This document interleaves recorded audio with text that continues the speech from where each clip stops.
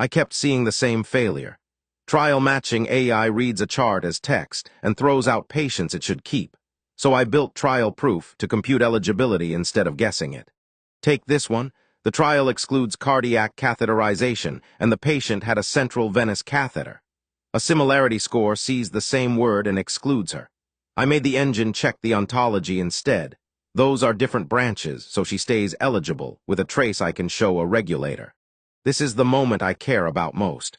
The oncology trial excludes diabetes. The note says, no evidence of diabetes. A vector baseline matches the word and excludes an eligible patient. My engine reads the negation and keeps her in.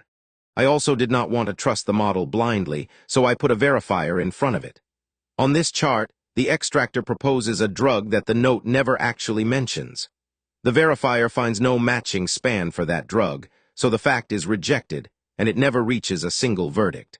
On a labeled gold set, it scores 100% against a vector baseline's 54. 0 eligible patients lost, where the baseline loses 3. And every decision reruns byte for byte. That is the layer I think patient matching AI has been missing. It is what we build at Veriprajna. If your trials turn on who is eligible, I would welcome a conversation. Building true intelligence.